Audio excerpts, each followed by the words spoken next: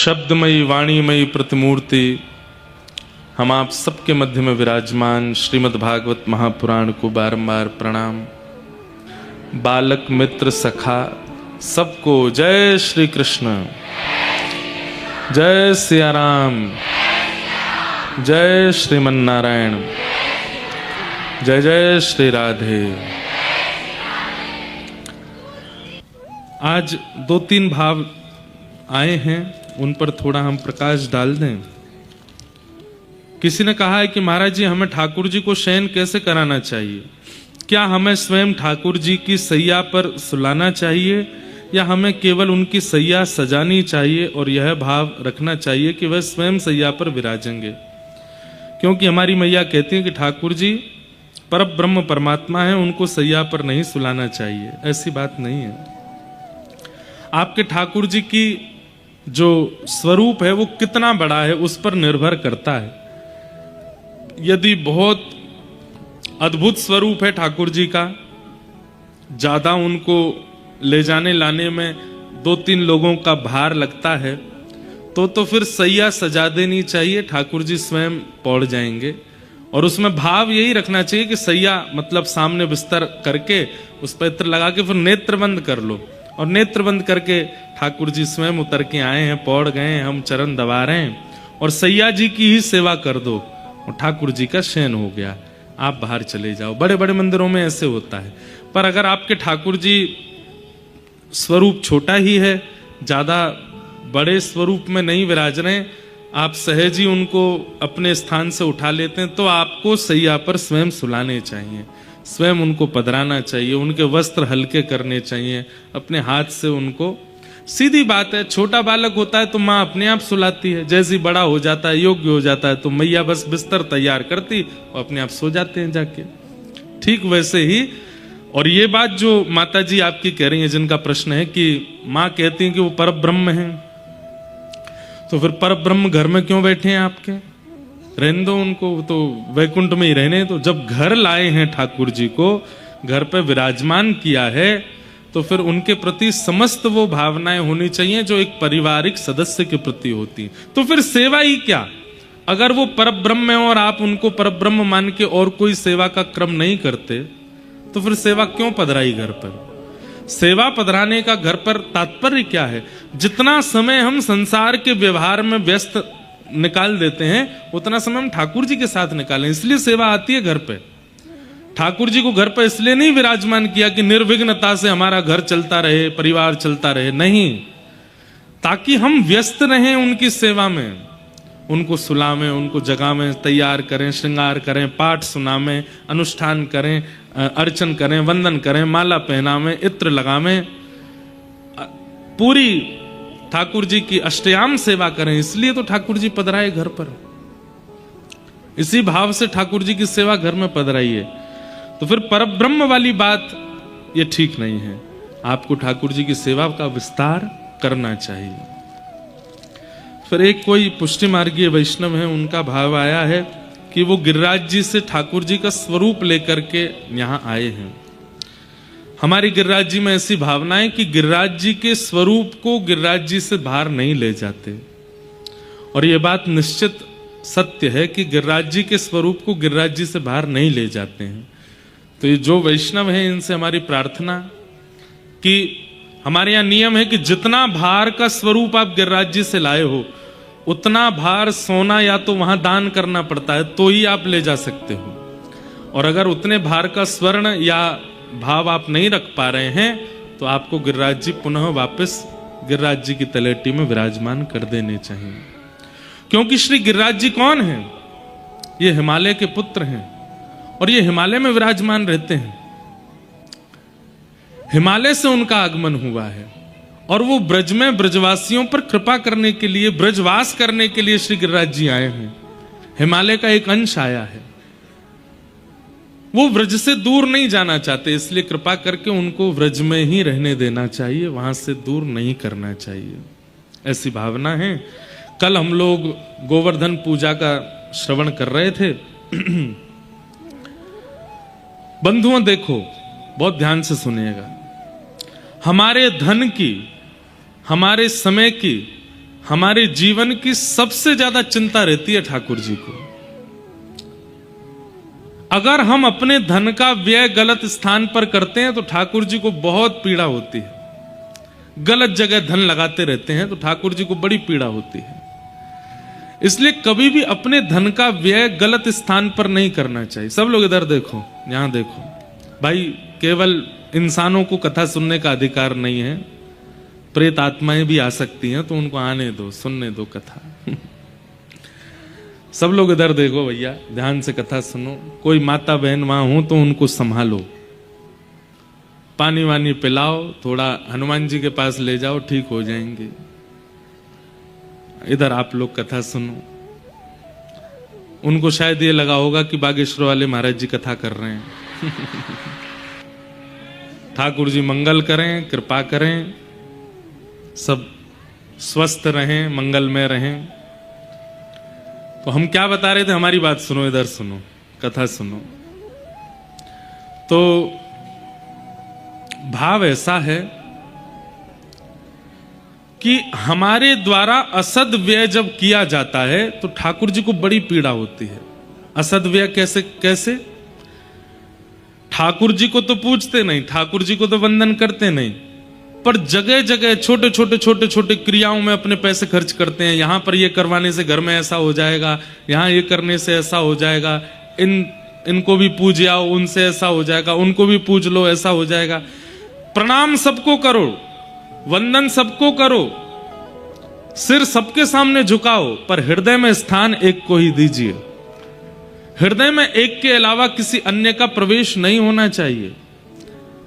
ब्रजवासियों को ठाकुर जी प्राप्त हैं, साक्षात ठाकुर जी आ गए उनके पास, फिर भी ब्रजवासी इंद्र की पूजा करते हैं। ठाकुर जी को यह बात प्रिय नहीं लगती, शोभा नहीं देती। ठाकुर जी कहते हैं जब साक्षात परमात्मा तुम्हारे पास आ गए हैं तो तुम कहां इधर उधर भटक रहे हो।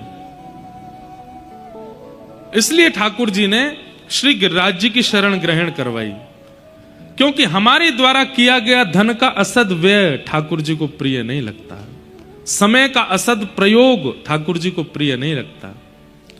इसलिए हमारी प्रार्थना सब जगह मत जाया कीजिए, अपने इष्ट निर्धारित कीजिए और उन इष्ट पर पूर्ण विश्वास कीजिए और उन इष्ट को सर्वांगीण मान करके उनको वंदन करते रहो। अब इसमें एक प्रश्न आता है कि कई लोग महादेव के उपासक रहे, पर आजकल पता नहीं क्या हुआ, कथाएं सुन के या किसी भाव से अब उनके जीवन में कृष्ण भक्ति आ गई, तो उनको ऐसा लगता है कि हमने अपने इष्ट के प्रति द्रोह किया कि पहले महादेव की पूजा की, अब हम ठाकुर जी के प्रति आ गए।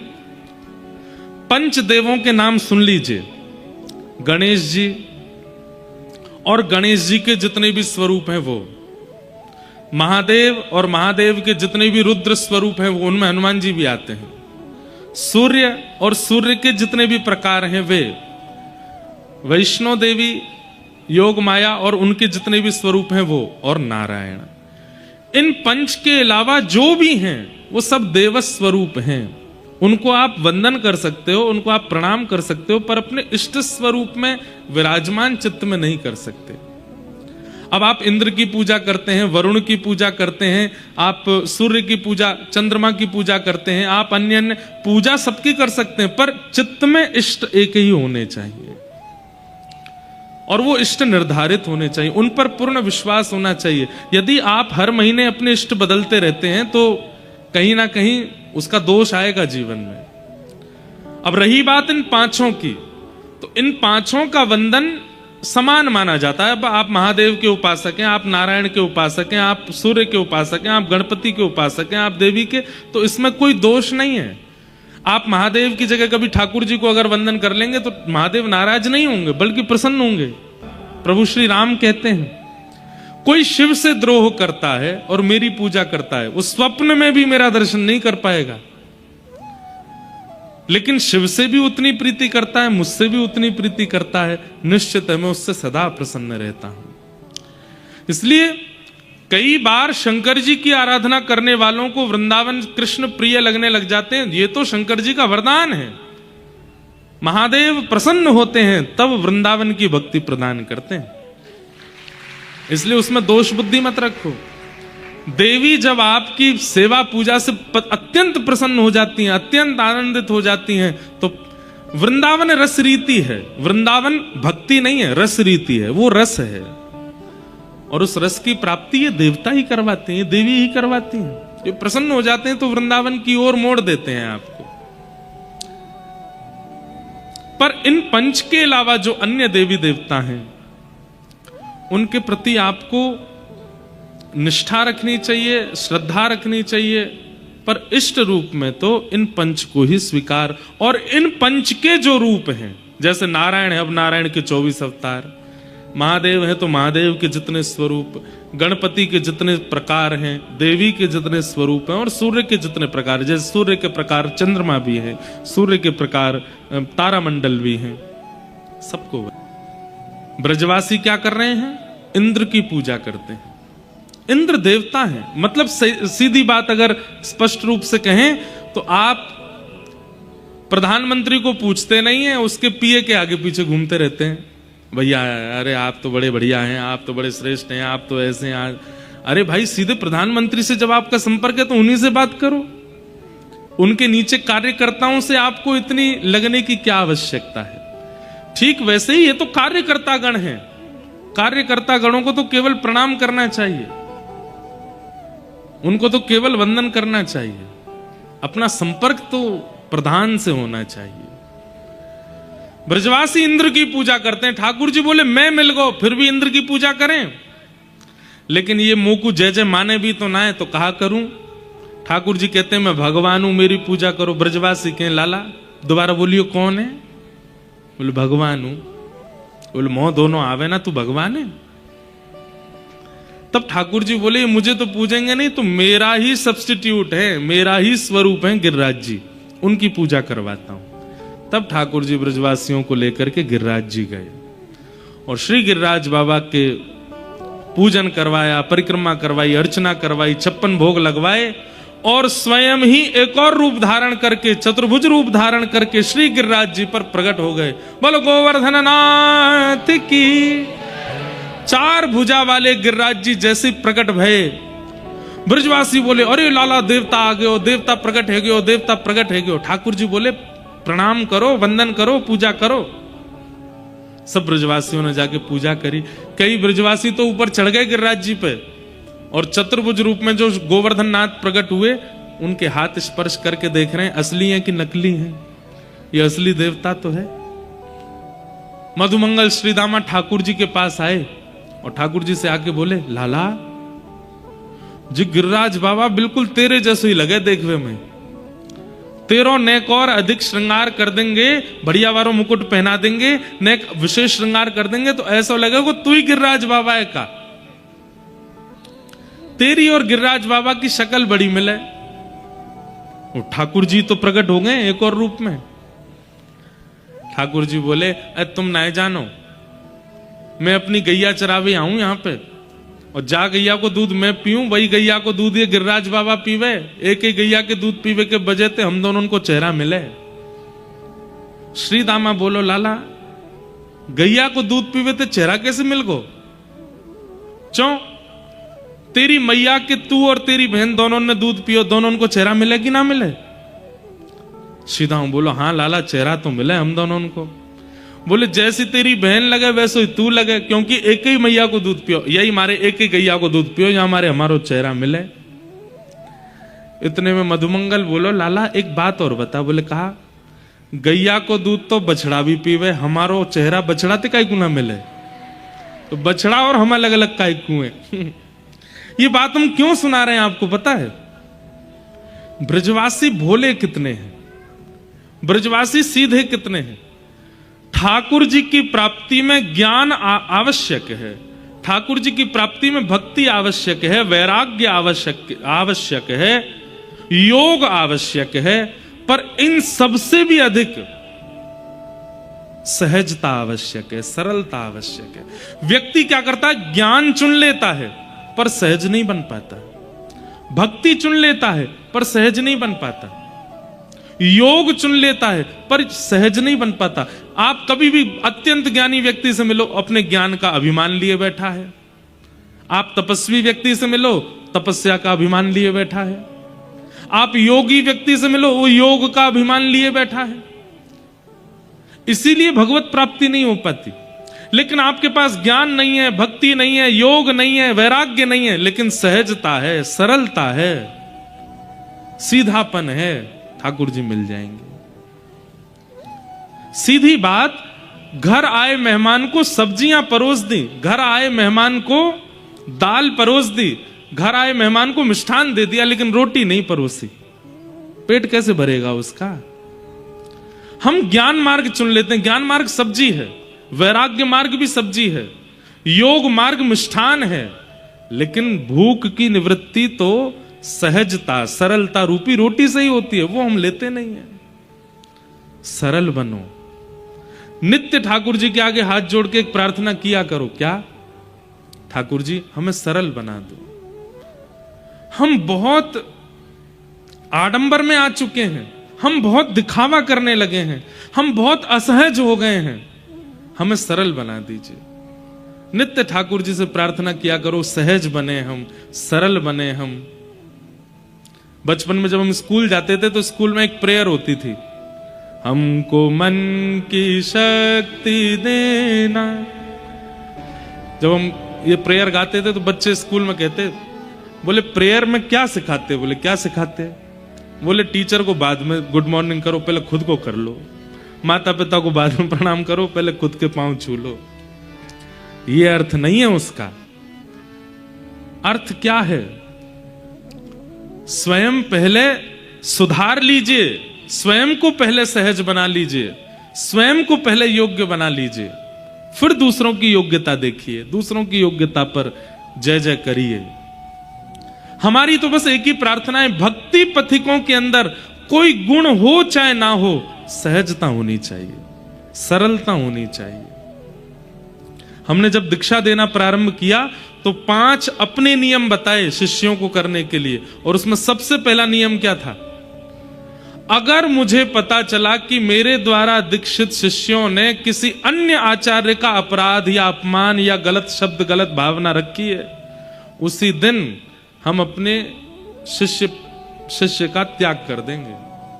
आप अन्यों की निंदा नहीं कर सकते, आप दूसरों की अवहेलना नहीं कर सकते। आपको सबको प्रणाम करना है, चाहे वो आचार्य जैसे हैं, सबको वंदन करना है, क्योंकि वंदन सहजता सिखाती है। दूसरों के आगे झुकना, इससे सहजता आती है। आप कोई छोटे थोड़ी हो जाओगे किसी को प्रणाम कर लोगे तो। कई लोगों को हमने देखा है वो प्रणाम करने में संकोच करते हैं। क्यों? प्रणाम कीजिए, वंदन कीजिए, सबको आगे झुकिए, उससे सहजता आती है, सरलता आती है। हमारी स्थिति ऐसी बन गई है कि हम सबसे व्यक्तिगत मिल नहीं पाते, पर सत्य बताएं, इच्छा बहुत होती है कि सबसे मिलें, सबकी बात सुने, सबके पास बैठें, सबके। लेकिन अब मिलने वाले आ गए 100 लोग, 100 में से 80 लोगों की इच्छा तो केवल फोटो खिंचाने की है, ना उनको बात करने का है, ना उनको कोई जिज्ञासा है, ना उनकी कोई इच्छा है। उनका इच्छा तो केवल एक है, फोटो खिंच जाए महाराज जी के संग। और फोटो खिंचाने के चक्कर में कभी पैर भी धर देते हैं, कभी कोहनी भी मार देते हैं। आज तो कईयों ने बाल भी खींच लिए, वो तो बढ़िया हमारे असली बाल हैं। कई लोग जिनके असली नहीं है, वो अगर हमारी जगह होते तो क्या ही होता पता नहीं। सहज बनो, सरल बनो, दीन बनो, धन्यता चित्त में लाओ, क्योंकि भगवत प्राप्ति के लिए ये अति आवश्यक गुण है। हां, आपकी इच्छा अगर भगवत प्राप्ति की नहीं है, आप बस अपना जीवन आनंद से जीना चाहते हो, ठाकुर जी मिले नहीं मिले इसकी कोई चिंता नहीं है, तो आप चाहे जैसे रहो, ज्ञान मार्ग में रहो, भक्ति मार्ग में रहो, वैराग्य मार्ग में रहो, बिल्कुल सहज मत रहो, असहज रहो, सब चीजों में श्रेष्ठ प्राप्त हो जाओ, अत्यंत ज्ञानी हो जाओ, अत्यंत योगी हो जाओ। लेकिन किंचित भी भावना यह है कि मेरे प्राण निकले उससे पहले मुझे श्री राधा रमण जी का दर्शन करना है, मेरे प्राण निकले उससे पहले राधा वल्लभ जी का अनुभव करना है, तो सहज बनना पड़ेगा, सरल बनना पड़ेगा, क्योंकि ठाकुर जी को सरल ही प्रिय है, सहज ही प्रिय है। यदि ज्ञानी को मिलना होता तो ठाकुर जी मधुमंगल, श्रीदामा, तन सुखा, मन सुखा, धन सुखा, इनको कभी सखा नहीं बनाते। यदि धनवान से मिलना होता तो सबरी के यहां कभी नहीं जाते। रूपवान से मिलना होता तो कुब्जा के ऊपर कृपा कभी नहीं करते। इन सब पर कृपा का ये प्रमाण है कि ठाकुर जी को और कुछ प्रिय नहीं है। सहजता प्रिय है, सरलता प्रिय है, दीनता प्रिय है। इसलिए दीन बनो और नित्य ठाकुर जी से प्रार्थना करो कि हमें दीन बनाओ, हमें सरल बनाओ, हमें सहज बनाओ। ब्रजवासी बड़े सीधे हैं। अब हम आप सब लोग होते और हमारे सामने अगर ठाकुर जी 4 भुजा धारण करके प्रकट हो गए होते, हम इतने चतुर हैं, हम पहचान जाते कि ठाकुर जी ही प्रकट हुए हैं। पर ब्रजवासी इतने भोले हैं, ठाकुर जी तो कह रहे हैं लाला देवता प्रकट हुए, तेरे जैसो ही दिख रहा है। और ठाकुर जी भी सरलता में कह रहे हैं एक एक गैया को दूध पियो या हमारे चेहरा मिल लो। तो ब्रजवासी मान भी गए। सरलता। अब इसको कई लोग पता आज की भाषा में क्या कहते हैं, महाराज जी इसको हम लोग मूर्खता भी तो कह सकते हैं कि सामने स्पष्ट है और फिर भी हम उसको पहचान नहीं रहे हैं। मूर्खता अलग होती है, सहजता और सरलता को आप इस शब्द से मत जोड़िएगा। कबीरदास, उनकी पत्नी का नाम संभवतः जिझाई नाम था उनकी पत्नी का। कबीरदास सूर्य के प्रकाश में बैठे बैठे अपनी पत्नी से कह रहे हैं अरे सुनो। पत्नी बोली क्या? मुझे सुई में धागा डालना है, दिख नहीं रहा है, थोड़ा दिया लेके आना। दोपहर में 12 बजे सूर्य निकला है, धूप में बैठे हैं और अपनी पत्नी से कह रहे हैं दिया लेके आना, तो दिए के प्रकाश में देखूंगा कि सुई में धागा कैसे जाए। अरे इतना बड़ा प्रकाश है फिर भी तुम दिया मांग रहे हो। लेकिन आश्चर्य की बात, उन्होंने दिया मांगा और पत्नी दिया ले भी आई। क्यों? सरल है, सहज है, अपने पति की बात पर इतना भरोसा और इतना विश्वास है। कबीरदास किसी को दिखा रहे थे कि देखो मेरी पत्नी कैसी, सूर्य का प्रकाश है, मैं दिया मांगूंगा ले आएगी, पूछेगी नहीं कि दिया क्यों चाहिए। ऐसी सरलता सहजता हम में नहीं। हमारा दिमाग इतना चतुर बन चुका है कि हम ठाकुर जी प्रकट हो भी गए तो उनका भी रियलिटी चेक कर लेंगे एक बार, ये हैं भी कि नहीं। हम इतने खतरनाक चतुर बन चुके हैं। चतुर शिरोमणि है, चतुर भी नहीं है। इसलिए ठाकुर जी मिल नहीं रहे हमको। सहज बनो, सरल बनो। और एक और बात सुनो, हम आपको व्यास मंच से बोल रहे हैं, हमारी जिम्मेवारी बन जाती है इसलिए बोल रहे हैं। अगर कोई आप इस बात को सुनकर के अपने बगल वाले से कहे भैया बात सुन लो लेकिन सहज बनना नहीं, सरलता का जमाना नहीं है, संसार बहुत खतरनाक है, यहां चतुर बन के रहना ही पड़ेगा। हमारी बात मान करके अगर आपने सहजता और सरलता अपने जीवन में ला दी तो संसार की चतुराई से आपको अपने आप बचाने की आवश्यकता नहीं, ठाकुर जी बचाएंगे आपको। एक स्वाभाविक बात है, मां को पता है मेरे 2 बेटे, एक विद्वान है, एक जानकार है, चतुर है, और एक बहुत सीधा है। तो मां जब भी घर से बाहर जाएगी पढ़े लिखे को नहीं लेके जाती, चतुर को छोड़ जाती है, बोले ये अपने आप ध्यान खुद रख लेगा, ये जो है ये बहुत सीधा है, इसको मुझे संग ही लेके जाना पड़ेगा। ऐसे ही पिता मां है। उन्हें जब संसार में व्यक्ति दिखता है कि खूब चतुर है, खूब बुद्धि लगा लेता है, सब जगह से बचना निकलना जानता है, ठाकुर जी कहते हैं ये जी लेगा, अपनी जिंदगी अपने आप कर लेगा निर्माण। लेकिन जब ठाकुर जी को पता चलता है अत्यंत सरल है, अत्यंत सहज है, इसको कोई भी पागल बना जाता है, इसके सामने कोई कुछ भी बोल जाता है, तो ठाकुर जी फिर उसका ध्यान रखते हैं, भाई इसका ध्यान तो मुझे रखना पड़ेगा। सरल बनके तो देखिए एक बार। उद्देश्य उसके पीछे ये रखना कि ठाकुर जी को सरलता प्रिय, इसलिए मुझे सरल बनना है, सहज बनना है। फिर देखिए संसार चतुराई प्रकट करेगा पर ठाकुर जी आपको बचा लेंगे, ठाकुर जी आपकी रक्षा कर लेंगे। सरल बनो। ब्रजवासियों में सरलता है, सहजता है। अभी तो आगे देखना कैसी सरलता। जैसे इंद्र को पता चला कि मेरी पूजा बंद कर दी ब्रजवासियों ने, सांबर तक मेघमालाओं को आज्ञा कर दी, जाके ब्रजमंडल पर इतनी वर्षा करो कि पूरा ब्रजमंडल डूब जाए। गड़गड़ करके बादलों ने गरजना शुरू किया, काली काली मेघमालाएं गोवर्धन के ऊपर जैसे ही आई, ब्रजवासी सब बोले लाला जे तो हमें लगे इंद्र नाराज है गो और हमने यहाँ की पूजा बंद कर दी, अब जे हमें जीवित ना छोड़े गो। ठाकुर जी बोले जिनकी शरण में आए हो गिरिराज बाबा से प्रार्थना करो, ये रक्षा करेंगे। ताबड़तोड़ मूसलाधार बारिश प्रारंभ हुई। सब ब्रजवासी हाथ जोड़ के गिरिराज बाबा से प्रार्थना कर रहे हैं। नेत्र बंद करके प्रार्थना की और जैसे ही नेत्र खोल करके देखा तो क्या पाया, 7 कोस 21 किलोमीटर लंबे चौड़े गिरिराज पर्वत को 7 बरस के ठाकुर जी ने अपनी बाम हस्त की कन्नी उंगली के नख पर धारण कर लिया है। मानो एक 21 किलोमीटर लंबी चौड़ी छतरी प्रकट हो गई है और ब्रजवासियों को आह्वान कर रहे हैं, ठाकुर जी आ जाओ, सब यहीं आके खड़े हो जाओ। नख पे धार लियो।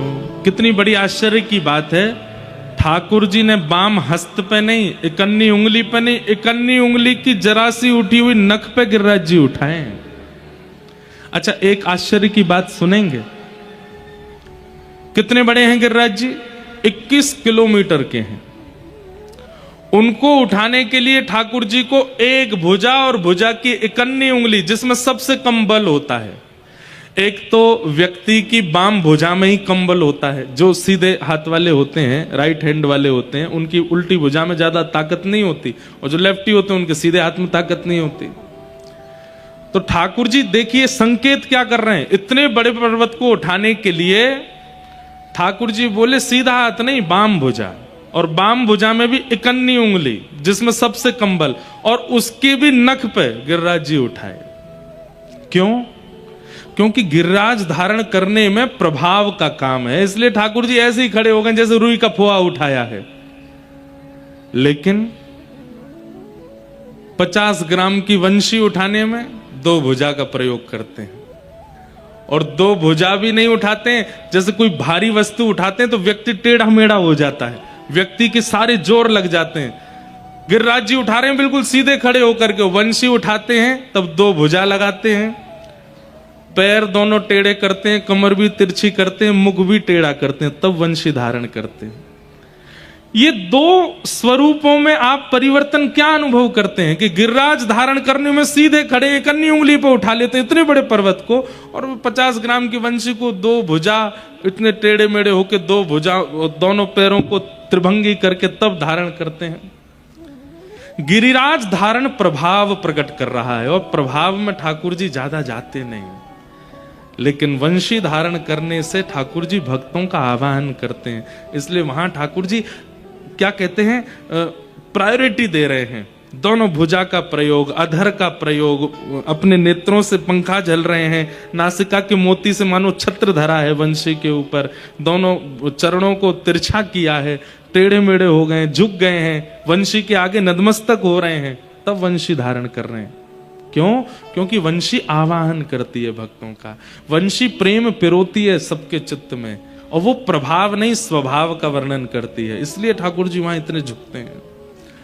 हम लोग उल्टे हैं, जहां प्रभाव प्रकट होना होता हो उसको हम बहुत विस्तारित कर देते हैं, और जहां स्वभाव की बात हो उसको गोपनीय रखते हैं। ठाकुर जी ने स्वभाव वंशी धारण को सब जगह प्रसारित कर दिया, और गिरिराज जी को ऐसे ही उठा लिया, कोई उसमें ज्यादा प्रयोग नहीं किया, प्रयास नहीं किया।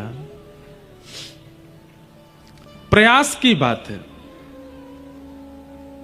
प्रेम में अति प्रयास किया जाता है, सामर्थ्य से भी अधिक प्रयास किया जाता है, वो प्रेम कहलाता है।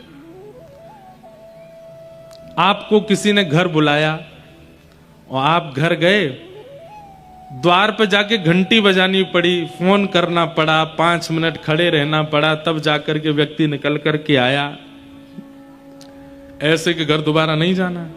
क्यों? प्रयास ही नहीं किया कुछ भी। और प्रयास का क्या, आप घर गए, महाराज 1 किलोमीटर पहले ही आ गए, अरे आ गए आप, आओ आओ संग चलो, वहां पे पुष्प पुष्प बरसाए। आपकी इच्छा नहीं है, लेकिन उसने प्रयास किया तो इसका मतलब प्रेम है।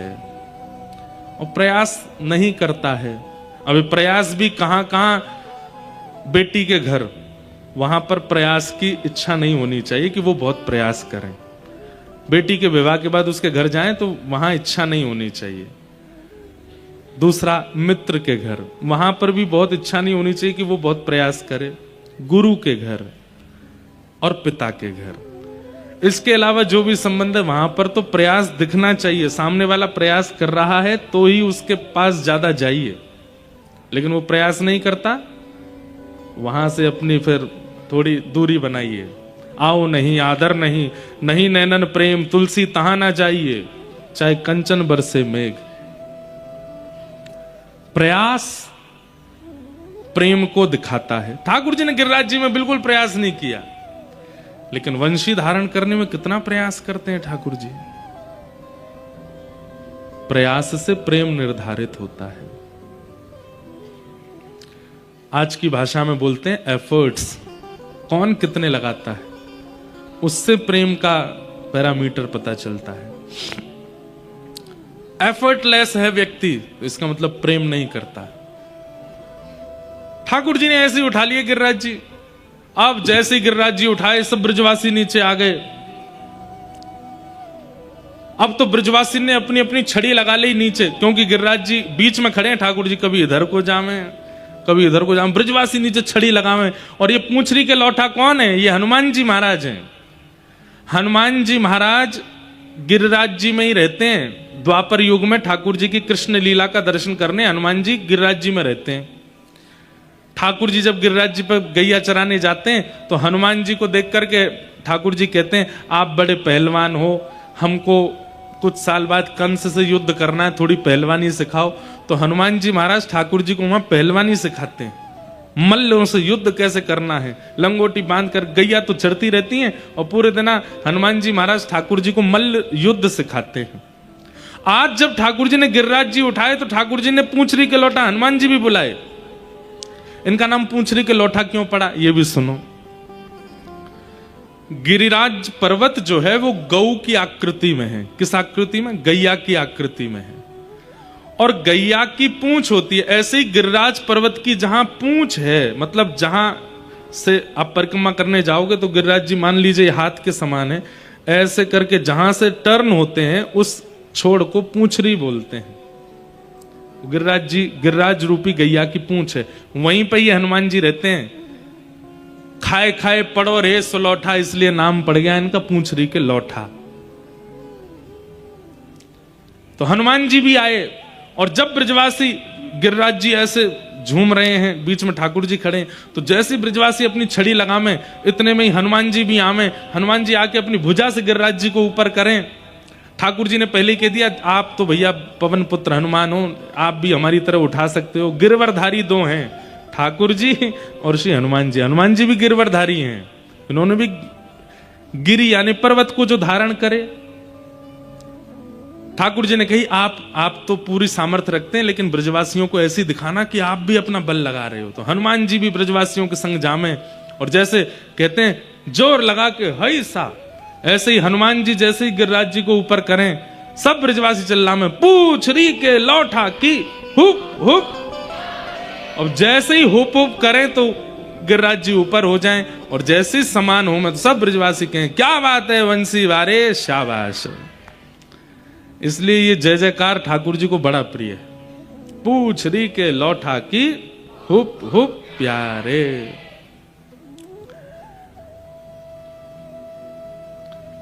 ये अंग्रेजों ने यहीं से चुराया, हिप हिप हुर्रे। ये पहले तो ब्रज में ही आ गया था। पूंछरी के लौठा की। कभी आपके ज्यादा अंग्रेजी स्टाइल मारने वाले फ्रेंड्स जब ऐसे करें हिप हिप हुर्रे, तो आप ये कर देना, पूंछरी के लौठा की हुप हुप प्यारे। तो इस प्रकार गिरिराज जी को समान किया। अब झूलने बंद हो गए, सब ब्रजवासियों ने अपनी अपनी छड़ी लगा ली और छड़ी लगा करके सब ऐसे पसीना पहुंच रहे अपने। बीच में ठाकुर जी खड़े हैं। ब्रजवासी बोले, लाला ये तू उंगली लगाए काय खड़ा है? हमने अपनी छड़ी लगा ली, तू उंगली नीचे कर ले अपनी। ठाकुर जी बोले, ये कोई झोंपड़ी नहीं है, ये कोई खपरेल नहीं है जो तुम्हारी छड़ी पर टिक गए। 21 किलोमीटर बड़ा पर्वत है, पहाड़ है। ब्रजवासी बोले, हमारी छड़ी लग रही है ये तो समझ में भी आती, तू तो उंगली लगा के खड़ो है। लाला ये कोई रुई को फुआ ना है जो तू ऐसे खड़ो है। ठाकुर जी बोले, आप अपनी छड़ी हटा लो, हमने गिरिराज जी धारण कर रखे हैं। सब ब्रजवासी बोले हम बे तेरी उंगली पर टिक रहे हैं ये गिरिराज जी। बोले और नहीं तो क्या तुम्हारी छड़ी पर टिक रहे हैं? बोले और नहीं तो हमारी छड़ी पर टिक रहे हैं। ठाकुर जी बोले तो हम अपनी उंगली हटा लें? हाँ लाला नीचे कर ले, बैठ जा तू तो आराम से बैठ नीचे, हमने छड़ी लगा ली अपनी। ब्रजवासी बोले देख, ठाकुर जी बोले देख लो संभाल लेना। बोले हम संभाल लेंगे, तू हटा ले। जैसे ही ठाकुर जी ने नेक उंगली नीचे करी, महाराज चट चट चट चट सबकी छड़ियां टूटने लगी। गिरिराज जी गड़गड़ करके नीचे आने लगे। सब ब्रजवासी बोले लाला संभाल संभाल संभाल। ठाकुर जी ने फिर से अपनी उंगली लगाई। अब तो दूर दूर तक एक भी छड़ी नहीं है। 7 वर्ष के ठाकुर जी के नख पर गिरिराज जी धारण है। और ये दृश्य देख करके सब ब्रजवासियों के रोंगटे खड़े हो गए, सबके नेत्र खुले के खुले रह गए। टूटी टूटी छड़ियों को घुमा घुमा के देखें, लाला इस सांची में तेरी उंगली पर टिक रहे हैं। ठाकुर जी बोले हम बे क्यों? ठाकुर जी बोले हम जय जय हैं या हमारी उंगली पर टिक रहे हैं? ब्रजवासी बोले दोबारा बोलियो लाला, नहीं एक बार और बोलियो, कहा है तू? ठाकुर जी बोले हम जय जय हैं या हमारे टिक रहे हैं। ऐसा कौन सा काम किया आपने जो आप जय जय? अच्छा 6 दिन के मैंने पूतना मारी, 3 महीना के मैंने तृणावर्त मारो, अघासुर मारो, बकासुर मारो, धेनुकासुर मारो, कालिया नाग भगा दियो। सबरे काम तो मैंने किए और फिर मैं जय जय क्यों ना हूं? चल चल बस बस ज्यादा मत बोले लाला, मारी तेने पूतना, बात बना रो खड़ो खड़ो। ये भोलापन ब्रजवासियों का। हम अगर उस समय होते, हम और आप, तो हम ये बात मान लेते कि ये भगवान है, पर ब्रजवासी नहीं माने। प्रेम में प्रभुता स्वीकार नहीं होती। आप कितने भी श्रेष्ठ हो, कितने भी योग्य हो, दुनिया के लिए हो, पर प्रेमी के सामने तो आप सहज हो, आप योग्य नहीं हो। अगर आप अपनी योग्यता को प्रधानता प्रेमी के सामने देते हो तो आप अपने प्रेम को नष्ट कर रहे हो। तुम जानते नहीं, देखो संसार मेरा इतना सम्मान करता है और तुम ऐसे मेरे साथ व्यवहार करते हो, मैं कौन हूं तुमको ये बात अगर आपके प्रेम भाव में आ रही है तो आप अपने प्रेम को नष्ट कर रहे हो। आप जो भी हैं, आप बाहर हैं, आप अपने प्रेमी के सामने वो नहीं हो सकते। ठाकुर जी ने कितनी बार कहा है ब्रज लीला में कि मैं भगवान हूं, लेकिन ब्रजवासी ऐसे धूल डाल देते हैं इस बात पे, लाला तू या बात मत कह कर, तू जो कहेगो सब स्वीकार है, पर हम इस बात को नहीं मानेंगे कि तू भगवान है, तू तो हमारा लाला है। जब ब्रजवासी बोले लाला तू भगवान ना है सके, अरे मैया यशोदा हमारी बात सुन। बोले कहा ये तुम्हारो लाला जे बन में जावे गैया चरावे। हमें तो ऐसा लगे बन में कोई टोना टोटका करवे वारो या को बाबा मिल गयो, वाने या को टोटकाते पर्वत उठानो सिखा दियो है, वहीं ते सीख के आयो ये। ठाकुर जी बोले मतलब टोना टोटका पे विश्वास है, ये विश्वास नहीं है कि मैं भगवान हूं। ना लाला तू भगवान ना, तू तो हमारा लाला है। अब तेने गिरिराज जी कैसे उठाए हमऊ बता। ठाकुर जी कह रहे हैं कछु माखन को बल बढ़ो, कछु गोपन करी सहाय, श्री राधे जू की कृपा सो मैंने गिरिवर लियो उठा। फिर से ब्रजवासियों की सरलता देखो। ठाकुर जी बोले ये इतने सरल हैं, ये ज्ञान की भाषा नहीं समझेंगे, उनको तो सरल भाव से ही बताना पड़ेगा। और जैसे छोटे बालक, अब छोटे बालक को कोई बात समझानी है तो आपको सरल भाषा का प्रयोग करना पड़ता है।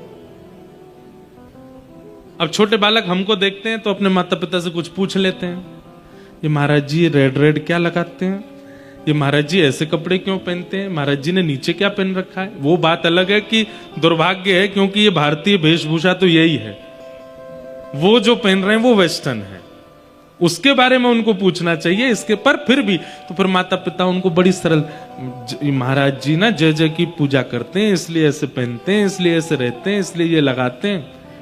उनको फिर ज्ञान मार्ग नहीं बताना पड़ता, क्योंकि बालक सरल है, क्योंकि बालक सहज है, क्योंकि बालक भोला है, इसलिए उसको सरल बात बतानी पड़ती है।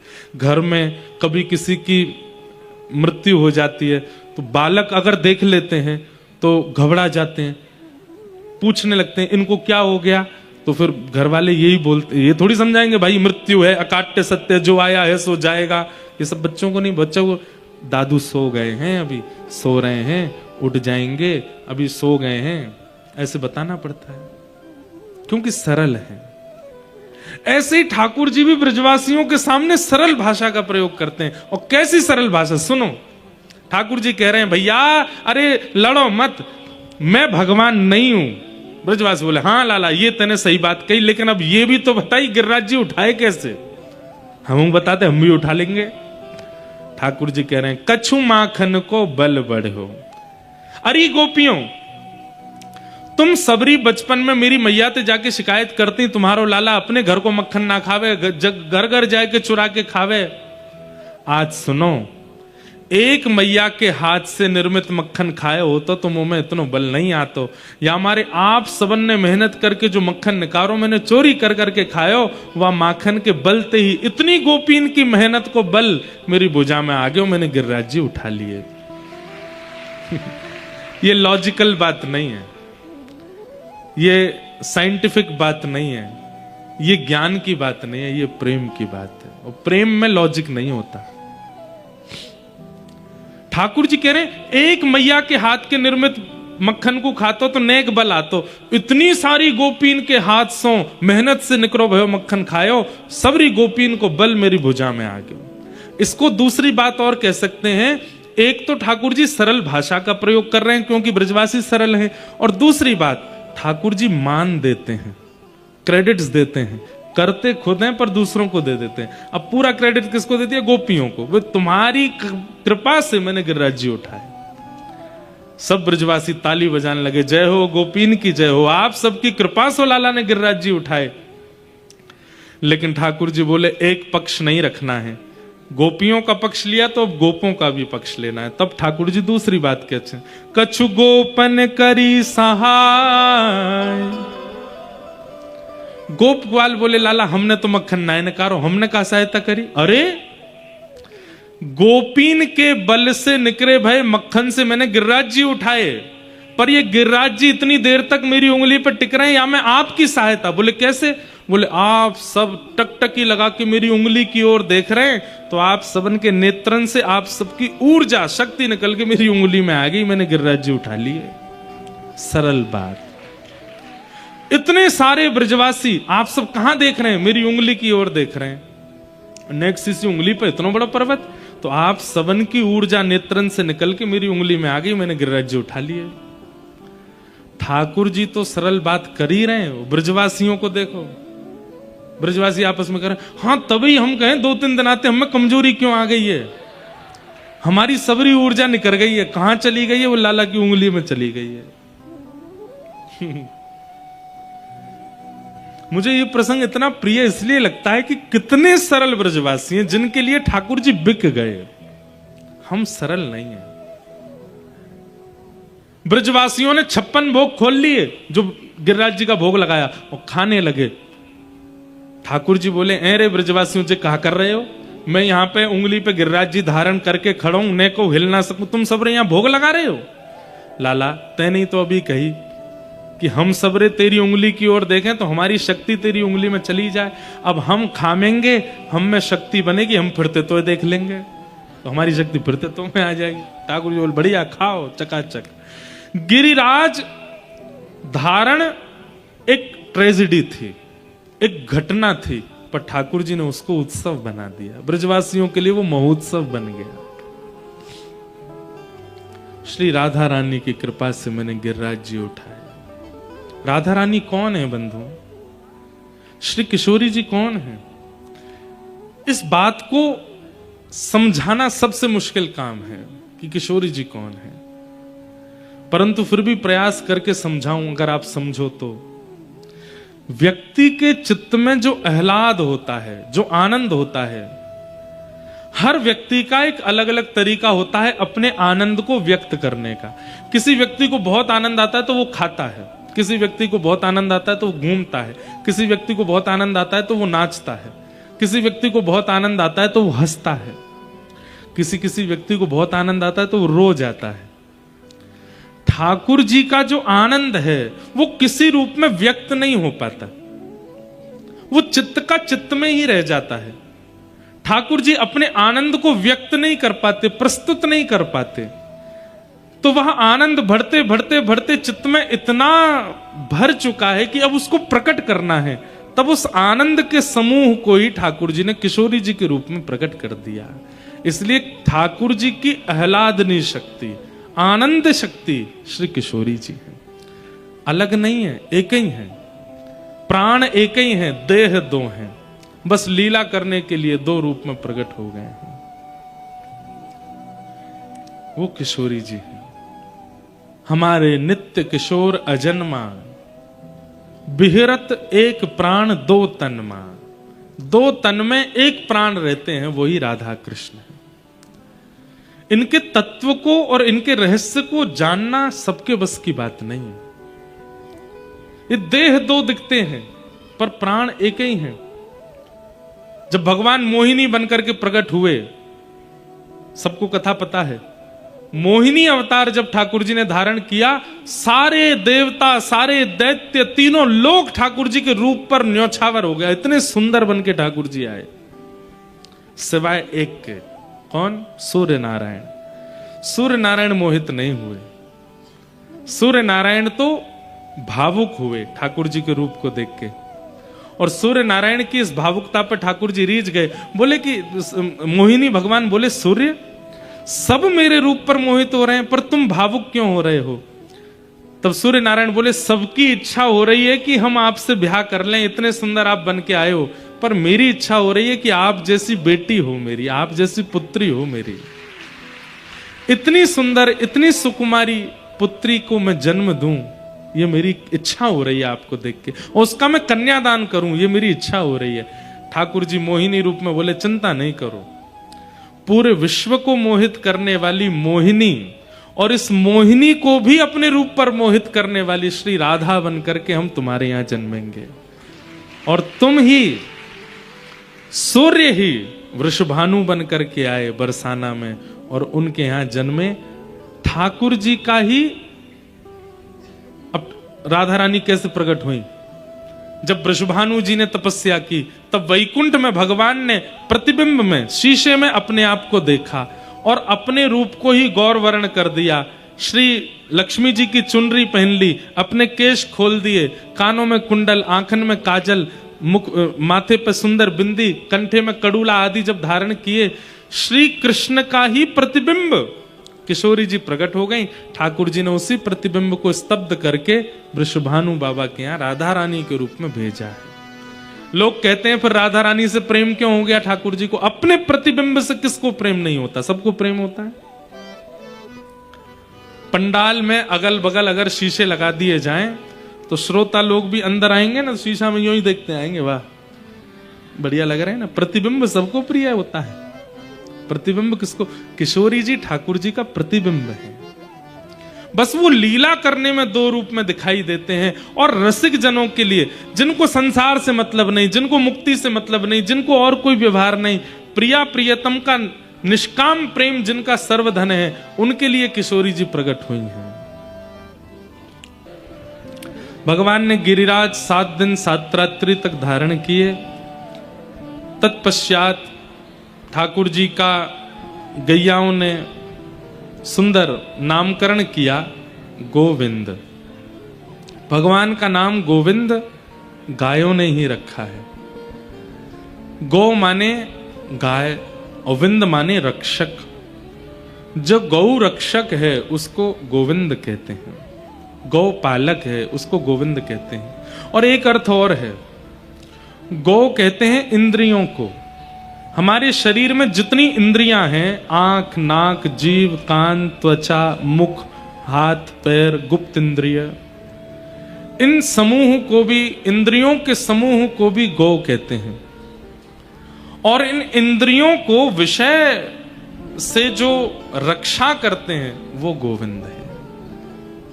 इन इंद्रियों की विषय वासनाओं से जो रक्षा करते हैं उनको भी गोविंद कहा जाता है। एक बात बताएं आपको, कभी भी अगर कोई इंद्रिय आपके कंट्रोल से बाहर जावे, 10 इंद्रियां हैं शरीर में, कोई भी इंद्रिय यदि आपके कंट्रोल से बाहर जावे, चाहे वो नेत्र हो, चाहे वो नासिका हो, चाहे वो जिह्वा हो, सबसे ज्यादा तो 2 ही बाहर जाते हैं, नेत्र और जीव।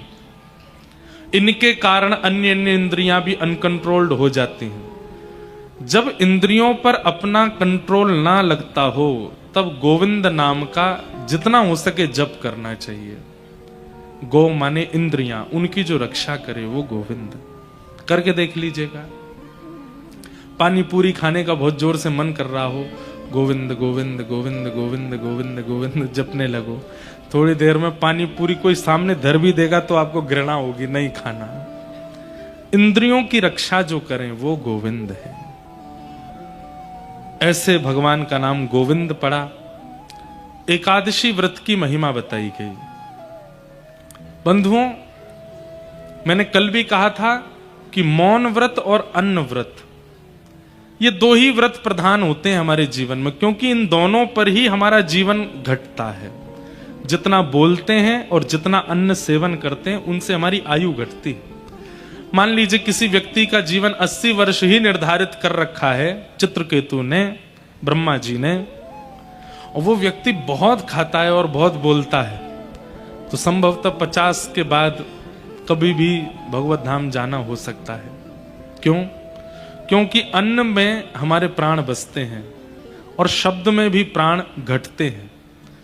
इसलिए जब बोलो तब हरि कथा, जब बोलो तब ऐसा बोलो कि किसी लोग को सहायता करने वाला हो या संभालने वाला हो या हरि चर्चा हो, क्योंकि उसमें मौन माना जाता है। अन्यथा बोलने पर आयु घटती है और अन्न सेवन से भी आयु घटती है। इसलिए कम से कम एकादशी के दिन तो अन्न नहीं खाना चाहिए।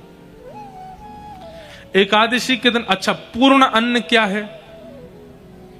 गेहूं पूर्ण अन्न नहीं है, पूर्ण अन्न है चावल।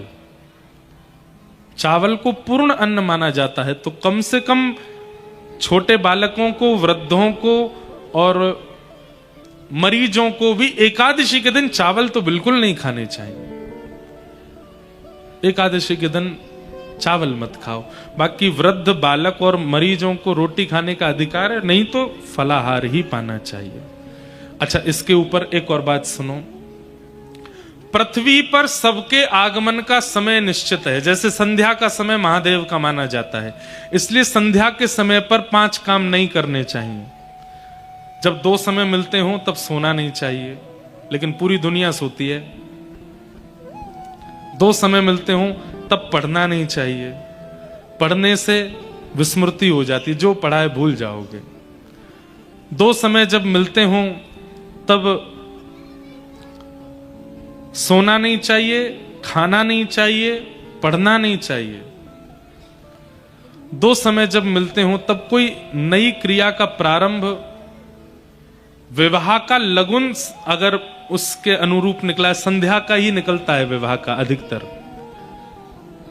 2 समय जब मिलते हो तब निकलता है, या फिर गौधूली बेला में निकलता है। इसको संध्या को गौधूली बेला ही कहते हैं। तो वो भी निकलवा करके मुहूर्त के अनुसार करना चाहिए, नहीं तो नवीन कार्यों में भी प्रतिबंध है। संध्या के समय पर सहवास की भावना नहीं रखनी चाहिए, नहीं तो इन सब का दुरुपयोग होता है। संतान राक्षस तुल्य होती है। फिर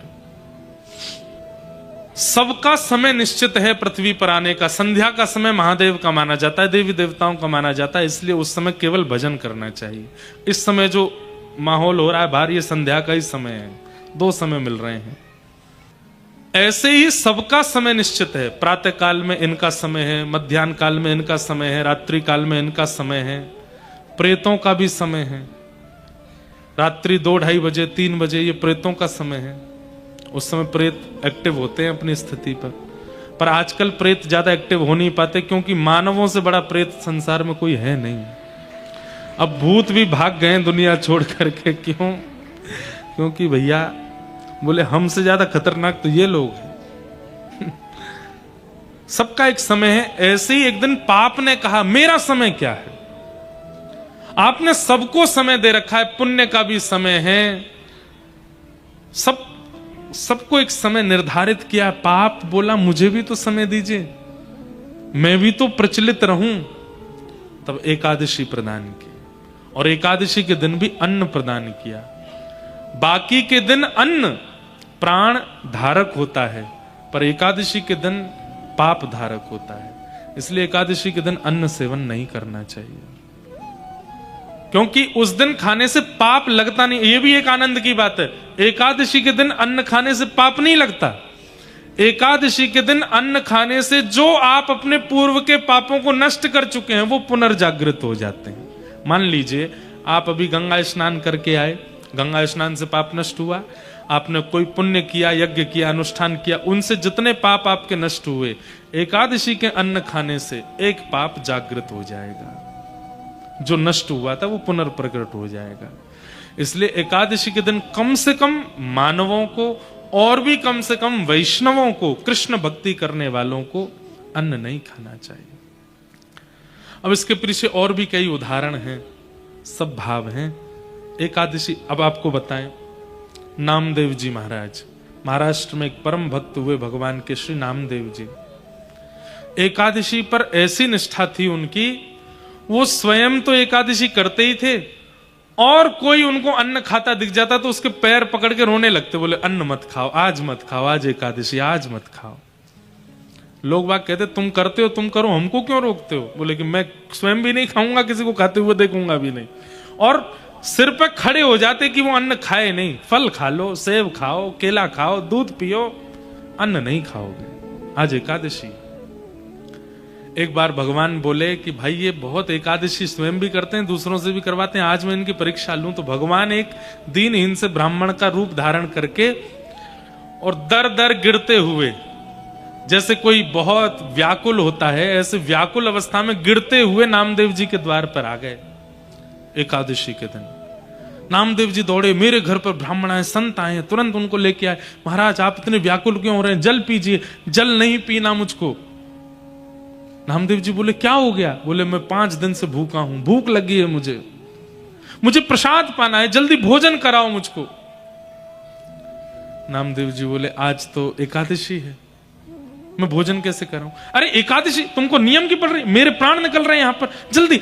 पत्नी को कहा लेके आओ, नामदेव जी की पत्नी को तुम जाओ, जाके रसोई से जो बना हो लेके आओ। नामदेव जी बोले नहीं, आज एकादशी है, मैं सेब अमनिया करके ले आता हूं, मैं केला प्रसाद दे देता हूं, दूध पी लीजिए आप, आज एकादशी, आज अन्न नहीं खाना है। ठाकुर जी आए थे ब्राह्मण का रूप बना के। ठाकुर जी बोले हमारे यहां प्राण निकले जा रहे हैं, तुम केला खिला रहे हो? अरे रोटी की भूख लगी है, चावल की भूख लगी है, प्रसाद पवाओ। महाराज कल 4:30 बजे प्रातः काल में द्वादशी लगेगी, तब तक तो नहीं पा सकते, मैं आपको नहीं पवाऊंगा। महात्मा बोले तो फिर छोड़ो हमको, किसी और के घर जाते हैं, वहां जाके पाएंगे। बोले कहीं और जाने भी नहीं दूंगा, अब मुझे पता चल गया कि आप अन्न खाने वाले हो, अब कहीं नहीं जाने दूंगा।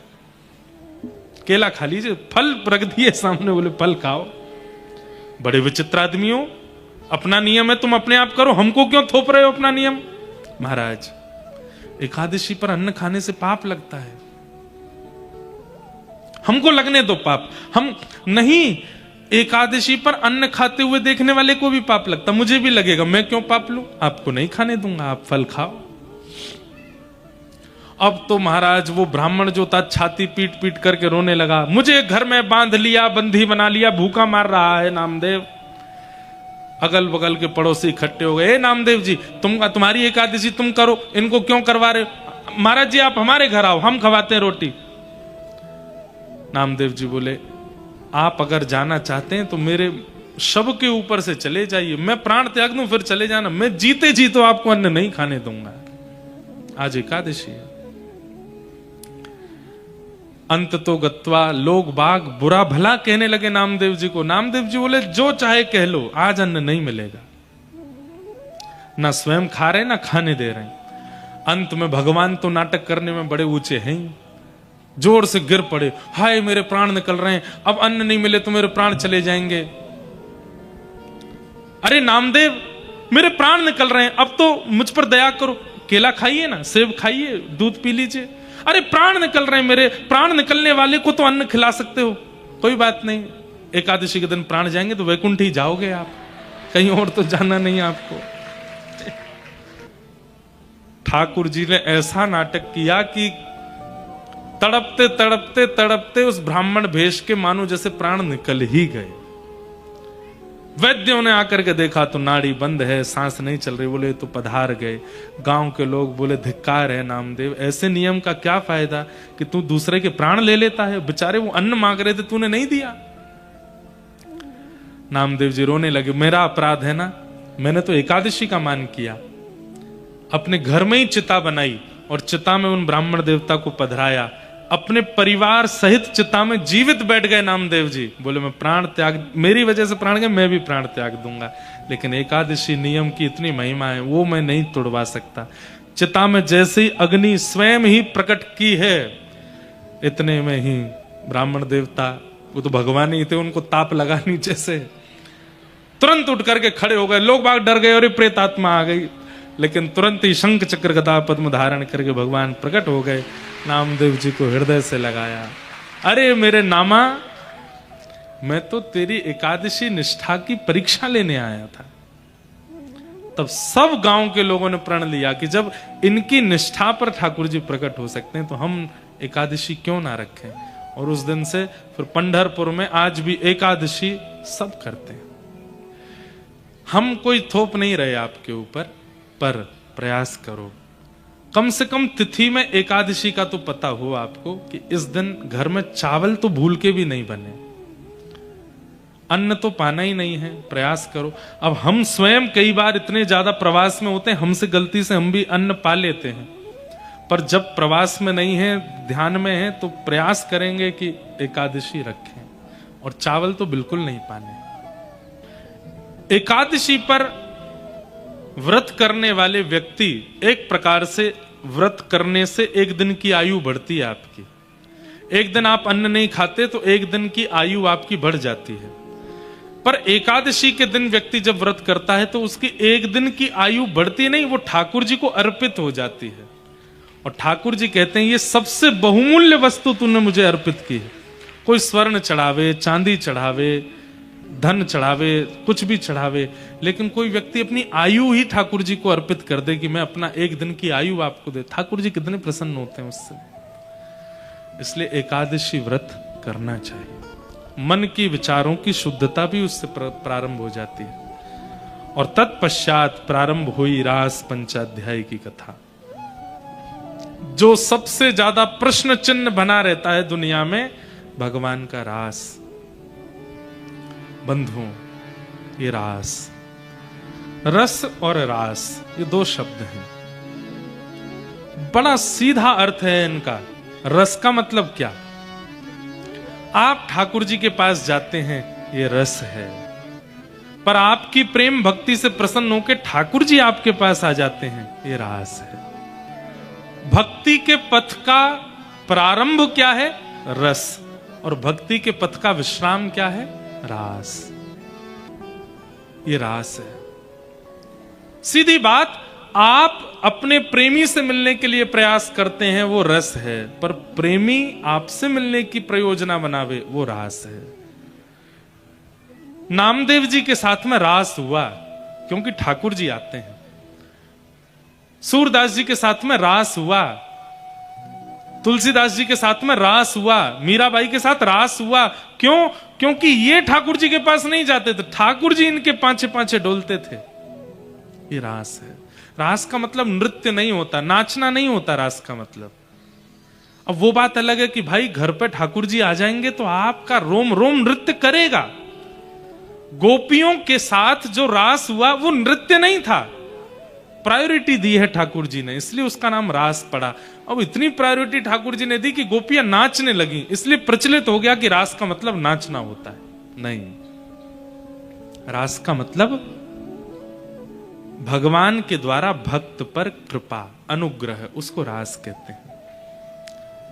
विदुर जी महाराज कौरवों की सभा में बैठे थे। सुनिए रास किसको कहते हैं, ध्यान से सुनना। कौरवों की सभा में विदुर जी बैठे थे और शांति दूत बनकर के, शांति प्रस्ताव लेकर के द्वारिकाधीश कृष्ण आए थे हस्तिनापुर। किसी ने जाकर के दुर्योधन से कहा, ऐसा स्वागत करना, ऐसा अभिनंदन करना कि कृष्ण पांडवों को छोड़ के तुम्हारे पक्ष में आ जाएं। तो दुर्योधन ने कोई कसर नहीं छोड़ी, इतना अद्भुत स्वागत किया ठाकुर जी का कि देवता तक आकाश से देख रहे थे। इतना अद्भुत स्वागत हस्तिनापुर में ठाकुर जी का हुआ। पूरी भीड़ इकट्ठी हुई, लाखों करोड़ों की भीड़ देख रही है। और द्वारिकाधीश कृष्ण सामान्य सी पदवी से आए थे ठाकुर जी। कौन? शांति दूत बन के आए थे, ये कहने के लिए कि भाई युद्ध मत करो।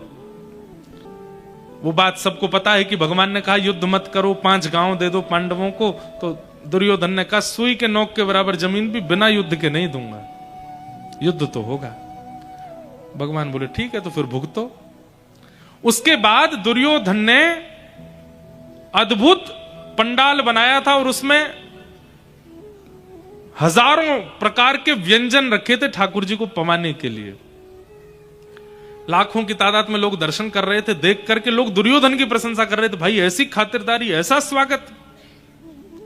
ठाकुर जी गए उस पंडाल में जाकर के व्यंजनों की ओर देखा। बैठिए ठाकुर जी, आपको पवाते हैं, बढ़िया बढ़िया व्यंजन पवाते हैं। युद्ध तो होगा, लेकिन अब युद्ध जब होगा तो होगा, आप तो बैठ के प्रसाद पाओ। सब योजना थी ठाकुर जी को अपने पक्ष में बुलाने की।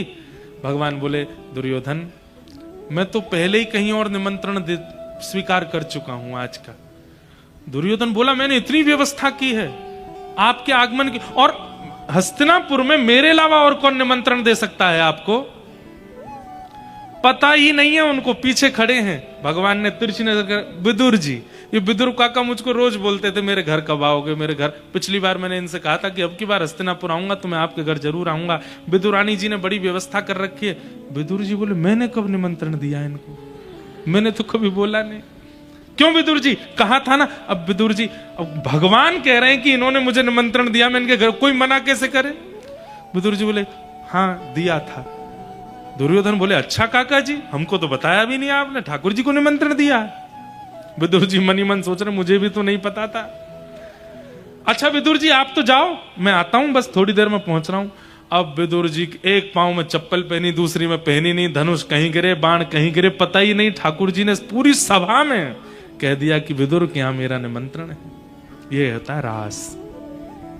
विदुर जी दौड़ करके घर गए, विदुरानी से जाकर के बोल रहे हैं सांस चल रही है, बोल नहीं पा रहे हैं। बोली क्या बात है, इतना क्यों हाँप रहे हो? आज सभा में ठाकुर जी ने क्या कहा? वो मुझसे बोले मेरे घर आएंगे प्रसाद पाने, वो आ रहे हैं, देवी व्यवस्था करो। कौन? द्वारिकाधीश आ रहे हैं हमारे घर। बोले हाँ। विदुरानी की भी स्थिति हो गई, चलती कहीं है, जाती कहीं है, पैर कहीं धरती है, कभी छत पर पहुंच जाती है, कभी नीचे, समझ ही नहीं आ रहा क्या करें। विदुर जी महाराज बोले मैं बाजार से कुछ मिष्ठान लाता हूं, तुम जल्दी कुछ बनाओ। बोले पहले स्नान कर लेना, ठाकुर जी आ रहे हैं, अपरस में भोजन बनाना।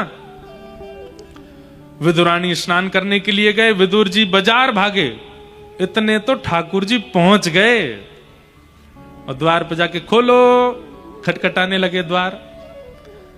कानों में शब्द पड़े, विदुरानी स्नान कर रही है, वस्त्र भी नहीं पहने हैं। निकल करके बाहर आई, अस्तव्यस्त वस्त्रों में जैसे ही बाहर आई, बाहर आकर के द्वार खोला। द्वारिकाधीश कृष्ण मंद मंद मुस्कुरा रहे हैं, द्वार पर खड़े। विदुरानी, काकी जी बहुत जोर की भूख लगी है, जल्दी कुछ पवाओ, जल्दी मुझे कुछ पवा दो। इसे कहते हैं रास। ये है रास। ठाकुर जी किसी का यश गावें, ये रास है। ठाकुर जी किसी के घर आ जाएं, ये रास है। आप अपने केश काट रहे हो, ठाकुर जी दर्पण दिखा रहे हैं, ये रास है। आप भोजन बना रहे हो, ठाकुर जी नमक पधरा रहे हैं, ये रास है। कैसे कैसे भक्तों के संग ठाकुर जी ने लीला की। जनाबाई, नाम सुना जनाबाई का? महाराष्ट्र में परम भक्ता हुई भगवान की जनाबाई। एकादशी के दिन पंढरपुर में इतनी भीड़ होती है, इतनी भीड़ होती है कि लाखों की तादाद में लोग दर्शन करने आते हैं।